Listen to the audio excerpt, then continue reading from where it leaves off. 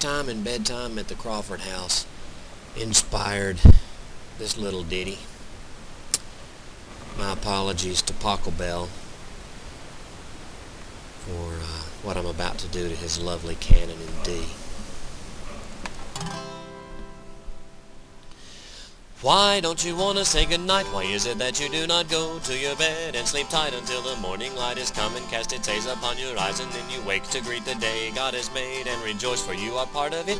Why do you insist upon the crying and the moaning and the whining and the screaming and the tantrums and the yelling and the kicking and the snacking and the biting and the hissies, the one more drink of water and the one more book please daddy? And now I just want you to go to sleep. I don't want to hear a peep from either one. The day is well past done, and I'm about to lose my mind. I'm gonna tear up your behind. So nighty night, and don't let the bed bugs bite.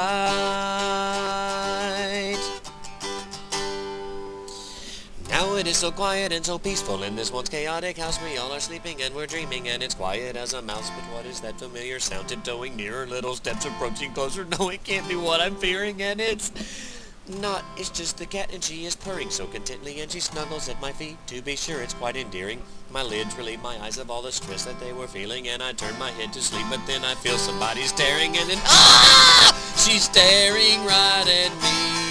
Her eyes are glazed with sleep. I nearly wet the sheets upon my bed. Her lips are trembling as she speaks. Now there's color in her cheeks. She looks so frail.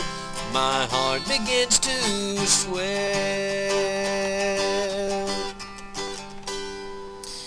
Now she lays beside me and she breathes so easily. Her dreams are happy and she sighs a tender sigh so peacefully. She knows her mommy and her daddy and her sissy love her greatly, and we sleep throughout the nighttime, never ever more sedately. And now morning casts its light upon the pillow where her head begins to stir. I try to wake her so her kind and gentle dreams I don't disturb, but as I pull her from her slumber ever slowly, I know in my heart of hearts exactly where this all is going. Then the crying and moaning and the whining and the screaming and the Daddy, you're so mean, how could you interrupt my dreaming?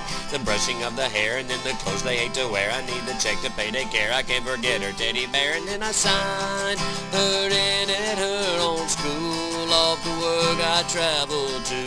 My mind's a wreck. I keep hearing songs from Shrek.